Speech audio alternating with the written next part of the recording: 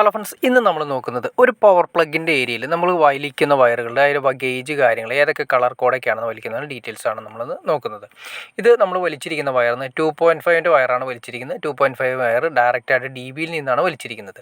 3 മോഡികളുടെ ബോക്സാണ് കൊടുത്തിരിക്കുന്നത്. 3 മോഡികൾ എന്ന് ഉദ്ദേശിച്ചിട്ടുണ്ടെങ്കിൽ ഒരു പ്ലഗ് സോക്കറ്റും ഒരു സ്വിച്ചും കൂടി വരുന്ന സമയത്ത് 3 മോഡികൾ, അതായത് ഒരു സ്വിച്ച് എന്ന് പറയുന്നത് 1 മോഡികൾ, പ്ലഗ് സോക്കറ്റ് എന്ന് പറയുന്ന സമയത്ത് പ്ലഗ് സോക്കറ്റ് വരുന്നത് 2 മോഡികളായിട്ട് കിടക്കണം. അപ്പോൾ ടോട്ടൽ 3 മോഡികളുടെ മെറ്റൽ ബോക്സാണ് കൊടുത്തിരിക്കുന്നത്. അതിലേക്ക് വരുന്ന പവർ സർക്യൂട്ടാണ് ഈ കാണിച്ചിരിക്കുന്നത്. അതായത് 1.5ൻ്റെ എർത്ത്, അതായത് ഗ്രീൻ കൊടുത്തിരിക്കുന്നത് എർത്ത് വയർ എർത്താണ് കൊടുത്തിരിക്കുന്നത്. പിന്നെ 2.5ൻ്റെ റെഡ് വയർ, 2.5ൻ്റെ ബ്ലാക്ക് വയർ.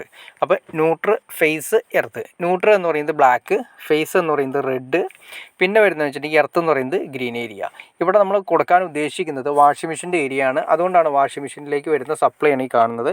അതായത് ഡയറക്റ്റ് ഡി ബിയിൽ നിന്നും നമ്മൾ 2.5ൻ്റെ സർക്യൂട്ട് ഡയറക്റ്റായിട്ട് ഡി ബിയിൽ നിന്നാണ് ഈ വലിച്ചു കൊണ്ടുവന്നിരിക്കുന്നത്.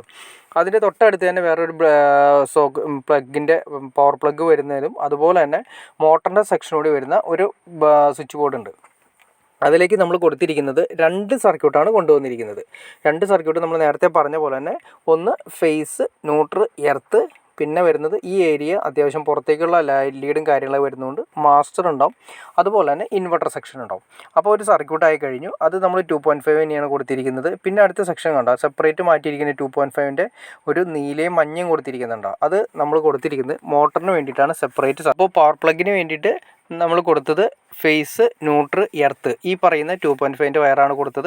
അതുപോലെ തന്നെ മോട്ടറിന് വേണ്ടിയിട്ട് നമ്മൾ കൊടുത്തിരിക്കുന്നത് ഫേസും ന്യൂട്രലുമാണ് കൊടുത്തിരിക്കുന്നത്. ന്യൂട്രൽ സെപ്പറേറ്റ് ലൈൻ തന്നെ ഡി ബിയിൽ നിന്ന് കൊണ്ടുവരുന്നതാണ് ഏറ്റവും നല്ലത്. ഇപ്പം നമ്മളിപ്പോൾ കാണിക്കുന്നത് 3 മോഡലിൻ്റെ പവർ പ്ലഗിന് നമ്മൾ കൊടുക്കുന്ന സമയത്ത് അതുപോലെ തന്നെ മോട്ടറിന് വേണ്ടിയിട്ട് സെപ്പറേറ്റ് സർക്യൂട്ട് ഡി ബിയിൽ നിന്ന് കൊണ്ടുവരുന്നതാണ് ഏറ്റവും നല്ലത്. കാരണം എന്താണെന്ന് വെച്ചിട്ടുണ്ടെങ്കിൽ നമ്മൾ ചിലപ്പോൾ സബ്മേഴ്സിബിൾ മോട്ടറുകളൊക്കെയാണ് ചിലപ്പോൾ കിണറിലിടുന്നതെങ്കിൽ അത് പുറത്ത് നമ്മൾ യൂസ് ചെയ്യുന്നെങ്കിൽ ചെറിയൊരു എർത്ത് ലീക്കേജ് കറണ്ട് ഉണ്ടാവാൻ ചാൻസ് ഉണ്ട്. അത് കമ്പനി തന്നെ പറയുന്നുണ്ട്. അപ്പോൾ ചിലപ്പോൾ ഈ LCB കാര്യങ്ങളൊക്കെ ട്രിപ്പ് ആയിക്കൊണ്ട് അല്ലെങ്കിൽ RCCB ട്രിപ്പ് ആവാനുള്ള ചാൻസസ് കൂടുതലാണ്. അപ്പോൾ ആ സെക്ഷൻ കാര്യങ്ങൾ, അതായത് ഈ RCCB പെട്ടെന്ന് ട്രിപ്പ് ആവാൻ ചാൻസ് ഉണ്ട്. അപ്പോൾ അതുകൊണ്ട് മൊത്തം കറണ്ട് നിൽക്കാത്തൊരവസ്ഥ വരും. അപ്പോൾ അങ്ങനെ വരുന്ന സമയത്ത് നമുക്ക് ഭയങ്കര റിസ്ക് ആയിരിക്കും. അപ്പോൾ അതുകൊണ്ട് സെപ്പറേറ്റ് ന്യൂട്രും ഫേസും നമ്മൾ സെപ്പറേറ്റ് മോട്ടറിൻ്റെ തിരിച്ചറിഞ്ഞ് മാറ്റിയിടുന്നതാണ് ഏറ്റവും നല്ലത്. ഡി ബിയിലാണെങ്കിൽ അതുപോലെ തന്നെ സെപ്പറേറ്റ് ചെയ്ത് മാറ്റി ക്ലിയർ ചെയ്ത് കൊടുക്കുന്നതാണ് ഏറ്റവും നല്ലത്. അപ്പോൾ ചിലപ്പോൾ നമുക്ക് ഈ പറഞ്ഞ രീതിയിൽ RCCBയുടെ തന്നെ ചില മോട്ടറിൻ്റെ കംപ്ലൈൻറ്റ് വരാറുണ്ട്. എർത്ത് ലീക്കേജ് കറണ്ട് കൂടുതലായിട്ട് വരാറുണ്ട്. അപ്പോൾ അത് നമുക്ക് മാക്സിമം ഒഴിവാക്കാൻ സാധിക്കുന്ന കമ്പനികൾ തന്നെ നോക്കി സെലക്ട് ചെയ്യുന്നതാണ് ഏറ്റവും ഉത്തമം.